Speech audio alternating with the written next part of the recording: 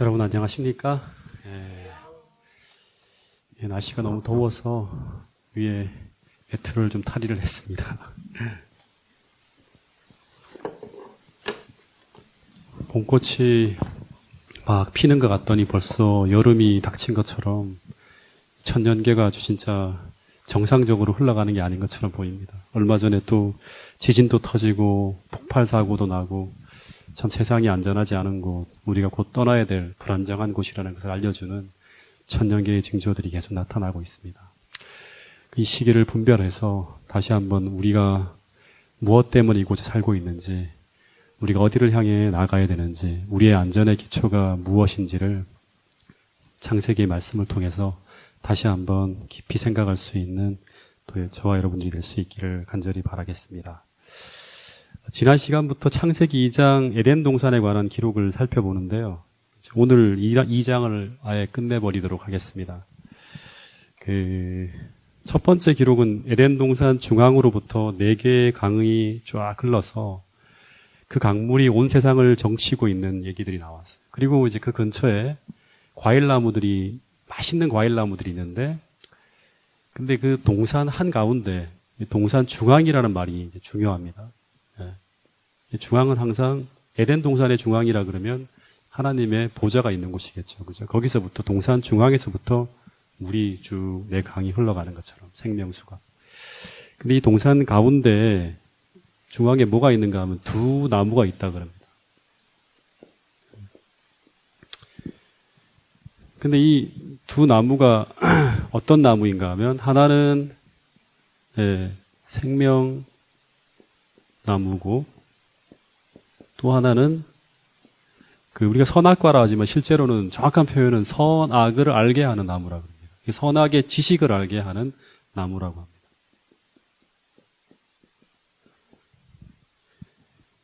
오늘 이 2 나무에 대해서 좀 살펴보고, 또 이제 집중적으로 살펴보고, 그 다음 이야기를 좀 더 나눠보도록 하겠습니다. 먼저 이제 이 생명나무가 어떤 나무인지를 좀 살펴봐야 되는데, 하나님은 뭐 때문에 생명나무를 동산 중앙에 두셨을까요? 부조화 선지자 60페이지에 보면 이제 이런 글이 있습니다.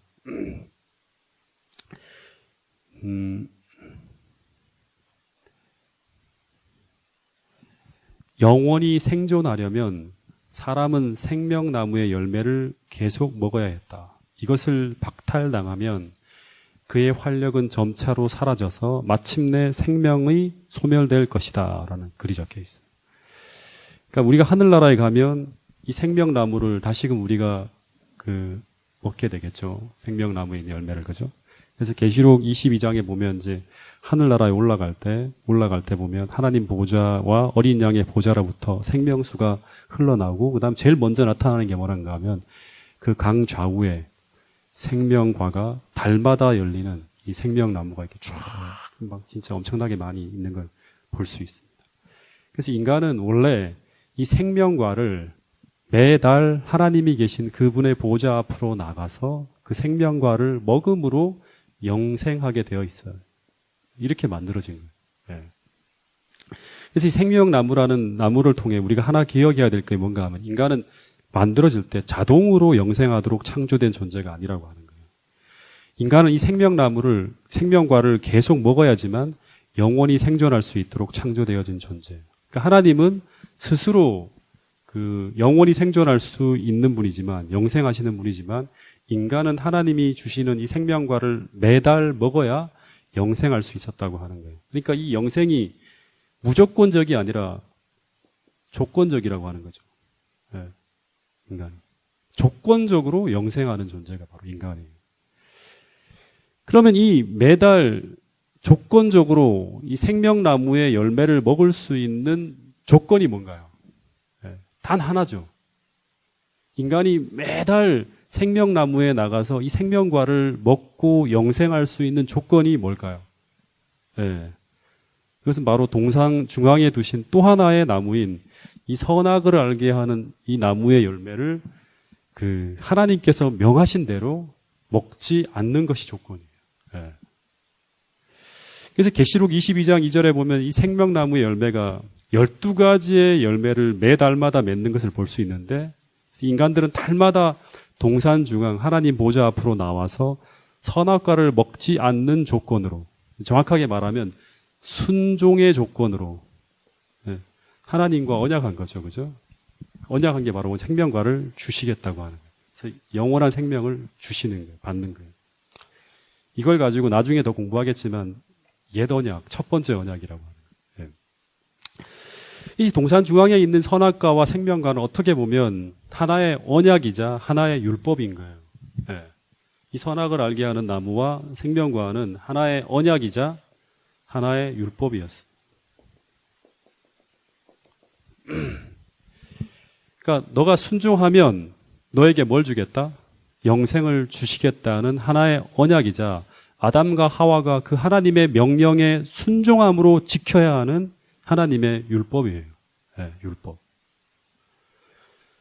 그러면 왜 선악과를 하나님이 만드셨을까?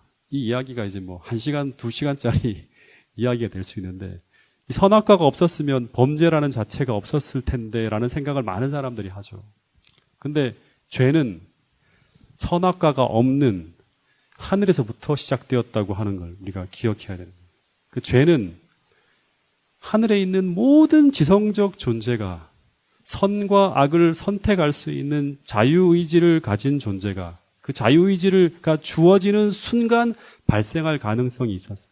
그 자유의지에 대한 얘기는 제가 이것까지 하면 오늘 뭐 창세기 2장을 못 끝내기 때문에 다음에 우리가 구속의 경륜을 공부할 때 한번 좀 다루기로 하고요. 그 죄라는 것은 뭔가 하면 이 피조물인 인간이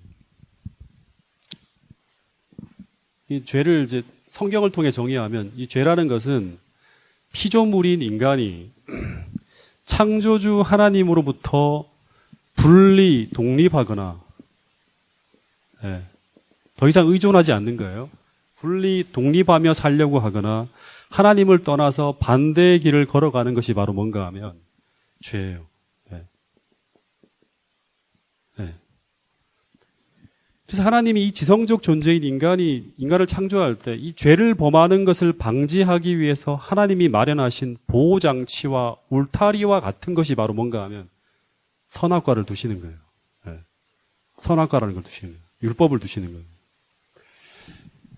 이렇게 한번 생각해 볼게요. 인간이 처음 창조했을 때 인간은 지구상에 있는 모든 것을 하나님을 대신해서 하나님처럼 다스리며 통치하는 지구의 왕 같은 존재예요. 제가 그걸 이제 창세기 1장을 계속 공부하면서 말씀을 드렸죠. 그리고 인간의 지혜는 지나가는 동물들의 이름을 그 즉시 그 특성과 모양에 맞추어서 가장 적절하게 이름을 다 지을 수 있어요. 그러니까 굉장히 지성적이죠. 그리고 지나가는 모든 동물들의 이름을 다 외울 정도로, 한번 지어준 이름을 다 외울 정도로 어마어마한 지능과 능력을 가진 존재예요. 그리고 더하여서 인간은 생명과를 먹고 영생할 수 있는 존재였습니다. 그리고 계속 성장하는 엄청난 진보를 계속 이루어내는 거예요.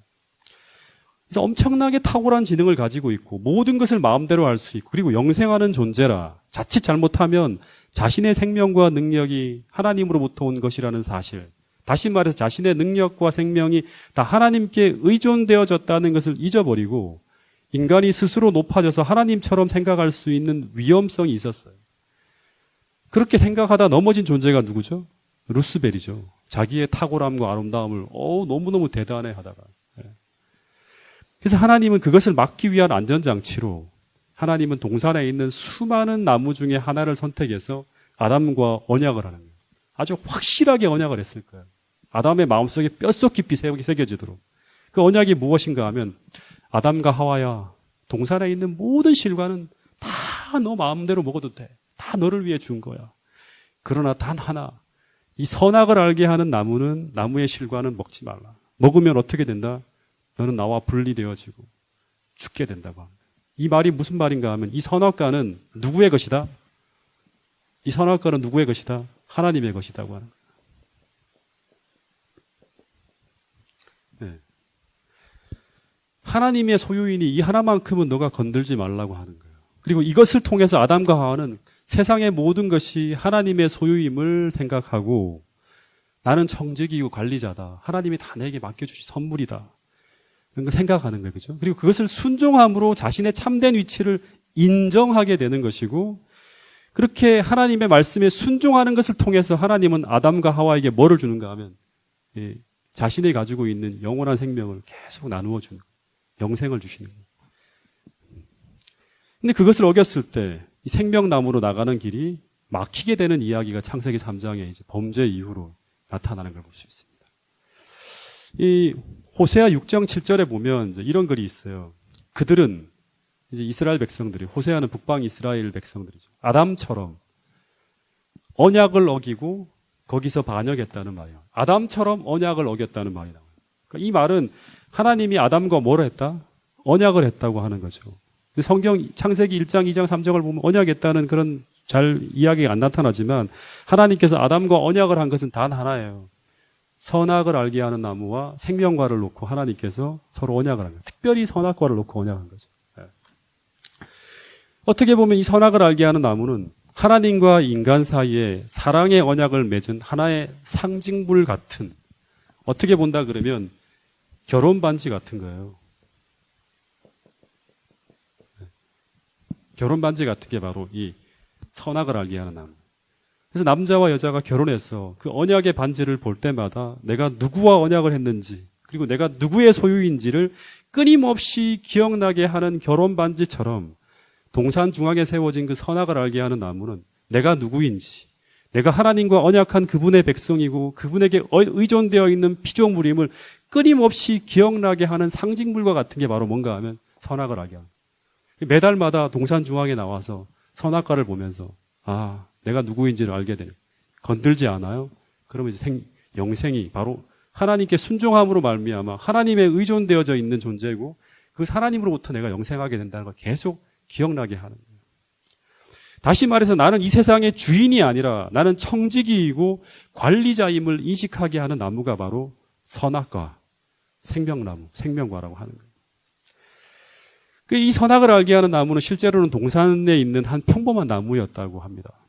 그래서 이 선악과를 먹지 말라고 하신 것은 그 안에 독이 들어있기 때문에 먹지 말라고 하신 것이 아니라 그것은 하나님과의 언약에 담긴 상징적인 나무이기 때문에 먹지 말라고 한 거예요. 그래서 아담과 하와가 그 선악과를 먹는 순간 죽게 되는 것은 먹고 난 다음에 바로 하지 않았잖아요. 막 독이 있어갖고 막 괴로워하면서 피를 토하고 쓰러진 게 아니라 얼마를 더 살아요? 900년, 1000년을 더 사는 거예요. 그래서 이 독이 든 것 때문에 죽는 것이 아니라 뭐 때문에 죽는 것이다? 언약이 깨어졌기 때문에 죽는 거예요. 언약이 깨어졌기 때문에. 다시 말하면 언약이 깨어져서 죽음이 왔다고 하는 건 이 선악과를 못 먹는, 영생이 주어지지 않는 거죠. 생명의 원천이신 그리스도와 분리되어졌기 때문에 죽게 되는 거예요. 그러니까 오늘 우리도 하나님과의 언약이 깨어지는 순간 하나님의 도움이 우리에게 미치지 못할 수가 있는 거예요. 언약 약속한 것들이 약속을 통해서 우리에게 하나님의 축복의 선물이 주어지고 약속을 통해서 우리에게 하나님이 약속한 능력들이 오고 언약들이 약속대로 실현되어지는 거예요. 근데 그 약속이 깨어지게 되면 하나님이 주시는 그러한 축복의 능력들, 성령의 선물 이런 것들이 이제 막히게 되겠죠. 다시 정리하면 하나님은 인간에게 자유의지를 주셨고 그래서 인간이 하나님이 먹지 말라고 하신 그 선악과를 따먹지 않고 순종하는 것은 하나님이 온 우주의 주인이시고 자신의 주인임을 인정하는 하나의 시금석이었어요. 그래서 이 자의적인 순종을 담보로 하나님은 계속 달마다 인간에게 생명나무에 접근할 수 있는 특권을 허락하신 거예요. 마음대로 먹으라고. 근데 이걸 먹어도 갈 수 있다고 착각하는 게 바로 뭔가 하면 이제 죄를 사단의 생각이죠. 네. 그래서 그 순종으로 말미암아 인간은 자신의 본질적인 신분이 피조물이요 관리자임을 잊지 않을 수 있는 거예요. 그래서 이 선악과는 우리의 안전과 우리의 유익과 우리의 행복을 위해서 하나님이 주신 축복이라고 하는 거예요. 우리를 지켜주는. 이게 율법이죠. 그죠?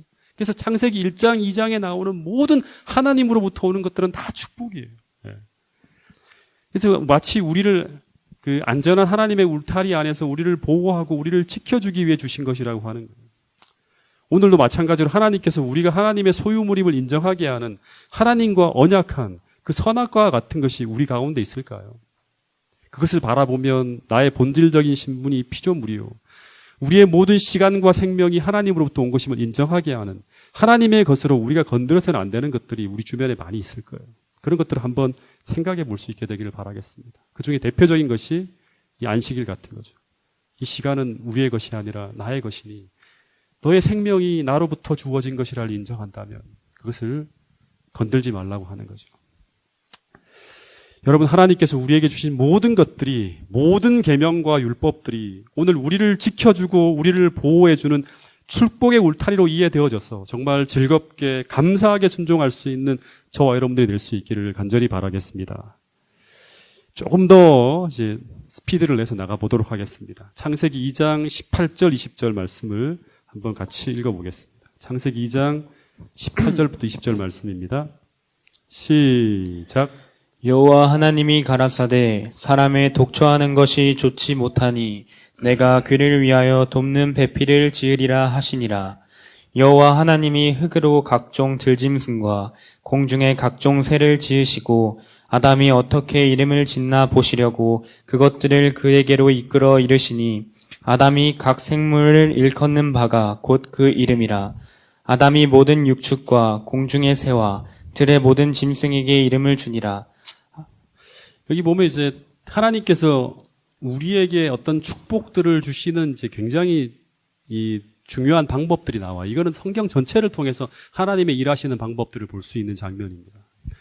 먼저 창세기 2장 18절에 보면 여호와 하나님이 이르시되 사람이 혼자 사는 것이 좋지 아니하니 내가 그를 위하여 돕는 배필을 지으리라 하시는 말씀이 나오는데 이 생각은 누구 생각이에요? 처음에 이 창세기 2장 18절은 누가 이런 생각을 했다고 하는 거예요? 아담이 이런 생각을 했나요? 하나님이죠. 네. 잘 보셔야 돼요. 하나님이 이런 생각을 했다고 하는 거예요. 하나님께서 아담이 혼자 사는 것이 좋지 않음을 생각하셨다고 하는 거예요. 그러니까 아담보다 하나님이 먼저 아담의 필요를 먼저 생각하신 거예요. 이게 중요해요. 네. 그런데 그 다음 하나님이 바로 아담에게 달려가서 넌 여자가 필요해라고 말하지 않고 먼저 무슨 일을 하셨다고 성경에 이제 기록하고 있는가 하면 먼저 아담에게 하나님이 어떤 일을 시켰어요. 그것이 바로 뭐예요? 그게 뭐예요? 동물의 이름을 지으라는 거죠. 네. 하나님이 시키신 일이에요. 그래서 19절에 보면 엄청나게 많은 동물들이 지나가는데 그 모든 동물의 이름을 이 아담은 번뜩이는 판단력과 지혜로 다 이름을 지어냅니다. 그래서 그런데 아담은 이 동물들의 이름을 하나하나 지어주면서 어떤 한 가지 생각을 하게 돼요. 하나님이 먼저 생각하셨던 그 한 가지를 자기도 느끼고 생각하게 됩니다. 깨닫게 돼요. 이게 뭔가 하면 부조화 선지자 46페이지에 보면 아담이 창조된 후에 모든 동물은 각기 그들의 이름을 받으려고 아담 앞으로 인도되었다. 그는 각 동물마다 짝이 있을 것을 보았으나 그에게는 돕는 배필이 없었다는 것을 느끼게 돼요. 여러분, 이것이 바로 하나님이 일하시는 방법이라고 하는 거예요. 하나님은 인간의 필요를 그냥 채워주는 게 아니에요. 우리로 하여금 먼저 그 필요를 느끼게 하시고 그 느끼도록 환경을 만드시고 그 필요를 느끼게 하는 거예요. 다시 말해서 하나님은 먼저 우리도 알지 못하는 우리의 필요를 하나님이 먼저 아시고 그 다음 바로 채워주는 것이 아니라 우리로 하여금 그 필요를 우리도 필요로 알게 하고 그 다음에 채워주신다고 하는 거예요. 쉽게 말하면 우리를 위한 행복의 길을 먼저 하나님이 찾아요. 그리고 우리로 하여금 그것을 구하게 하시고 그 다음 우리에게 구하는 것을 선물로 주시는 게 이제 하나님이 일하시는 방법. 느끼게 하시고 구하게 하시고 하나님이 그 다음에 그 구하는 대로 주시는 거예요. 이 기도라는 게 이제 나타나는 걸 볼 수 있습니다. 21절부터 24절을 조금 더 읽어보면, 자, 읽어보겠습니다. 21절부터 24절. 시작. 여호와 하나님이 아담을 깊이 잠들게 하시니 잠들매 그가 그 갈빗대 하나를 취하고 살로 대신 채우시고 여호와 하나님이 아담에게서 취하신 그 갈빗대로 여자를 만드시고 그를 아담에게로 이끌어 오시니 아담이 가로되 이는 내 뼈 중의 뼈요 살 중의 살이라 이것을 남자에게서 취하였은즉 여자라 칭하리라 하리라. 네. 그러니까 21절부터 24절까지의 내용을 조금 더 알기 쉽게 각색해 보면 이제 아담이 하나님이 말씀하신 대로 동물의 이름을 다 짓다 보니까 자신만 짝이 없음을 알고 왜 하나님은 내게 짝을 주지 않았을까 하면서 풀이 죽어서 시무룩하게 있었을까 고민하면서 왜 나한테만 없지? 이렇게. 그때 하나님이 그런 필요를 느끼고 있을 때 아담에게 다가오십니다.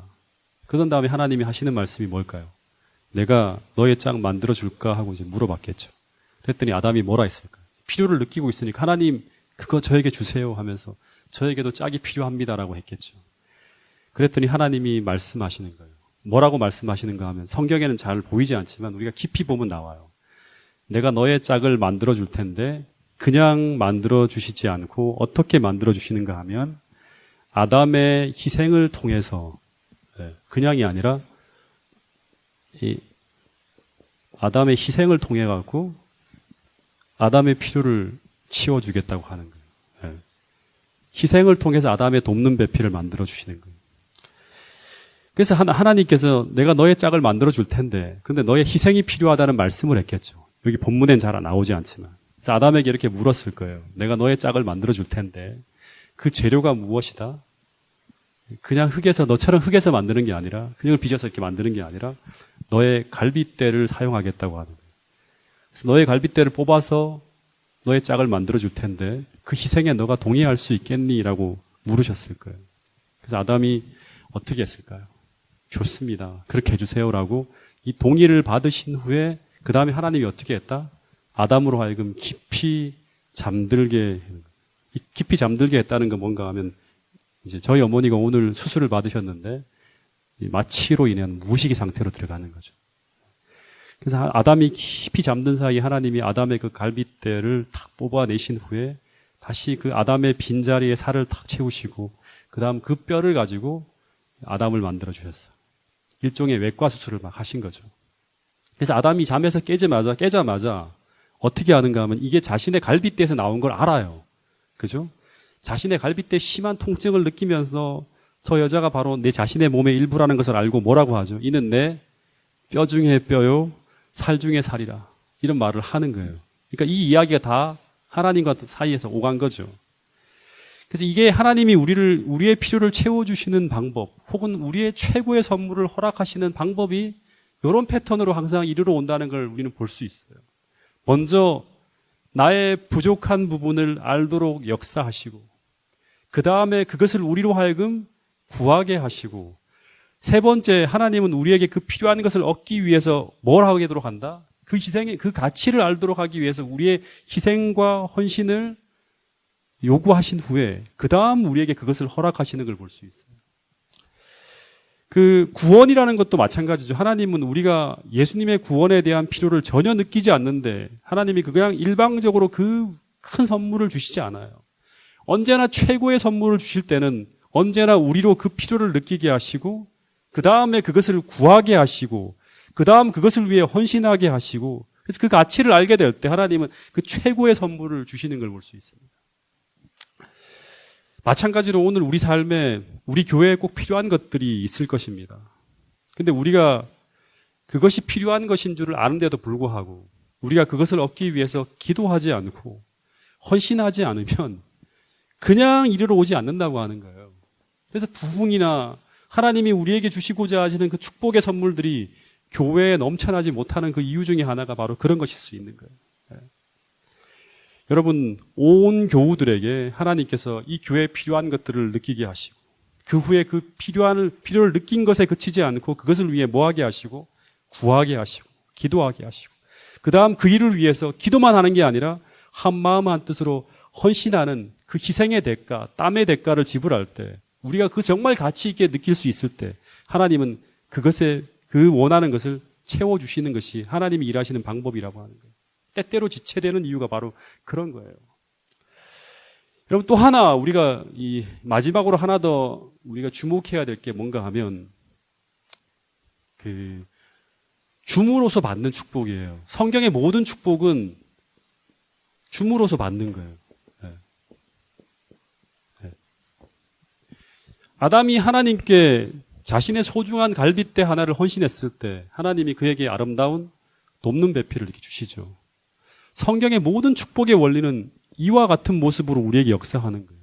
그래서 누가복음 6장 38절에 보면 주라 그리하면 너희에게 줄 것이니 곧 후히 되어 누르고 흔들어 넘치도록 너희에게 안겨줄 것이라고 하는 거예요. 하나님께서 우리에게 우리가 작은 것을 우리에게 요구하실 때 우리가 그것을 그에 반응해서 하나님께 드릴 때 하나님은 흐르고 흔들어 넘치도록 해서 우리에게 주시는 걸 볼 수 있어요. 이게 하나님이 일하시는 방법이에요. 주는 것이 없는 곳에는, 희생이 없는 곳에는 하나님을 통한 이 받음도 없을 수 있어요. 이런 패턴을 성경에서 여러 번 우리가 볼 수 있어요. 사렙다 과부에게도 하나님이 뭘 요구하죠? 사렙다 과부에게 이 밀가루 하나를 먼저 요구해요. 그리고 그 과부가 그것을 희생하고 헌신할 때 하나님이 어떻게 하죠? 누르고 흔들어 넘치도록 해서 돌려주는 걸 볼 수 있어요. 베드로가 자신이 가지고 있던 그물과 어부의 직업을 하나님께 희생하며 바쳤을 때 하나님은 그에게 사도교회의 기초가 되는 그런 축복을 허락하시는 걸 볼 수 있습니다. 주라, 그리하면 너희에게 줄 것이 어떻게 주신다? 누르고 흔들어 후이되어 넘치도록 하여 주리라는 이 말씀이 창세기 2장에서 하나님이 아담에게 돕는 배필을 축복으로 주시는 원리 속에 담겨있는 중요한 모습이라고 하는 거예요. 여러분, 하나님께서 때때로 우리에게 어떤 것들을, 우리에게 정말 소중한 것, 정말 지키고 싶은 걸, 그거를 요구하실 때가 있어요. 왜냐 그러면 누르고 흔들어 넘치도록 우리에게 가장 필요한 것, 최고의 선물을 주실 때마다 언제나 그것을 요구할 때가 있다고 하는 거예요.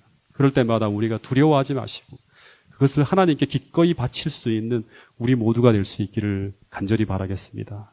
그래서 하나님께서 우리에게 주시는 최고의 선물을 받고 하나님이 얼마나 좋은 분인지를 우리가 감사하며 언제라도 그 모든 것들을 우리가 하나님께 바칠 수 있는 그런 것들을, 축복의 공식들을 우리 모두가 배울 수 있게 되기를 간절히 바라겠습니다. 이 창세기를 통해서 하나님께서 일하시는 방법을 우리가 배우시고 우리도 하나님만이 아시는 우리에게 꼭 필요한 부분이 무엇인지를 하나님의 일을 함으로 말미암아 깨달으시고 그 다음 그것을 구하고 헌신하여 마침내 하늘의 최고의 선물들이 우리 삶에 이 교회에 부어지는 그런 멋진 경험을 우리 모두가 할 수 있게 되기를 간절히 바라면서 오늘 말씀을 줄이도록 하겠습니다. 기도 제목을 드리도록 하겠습니다. 네. 오늘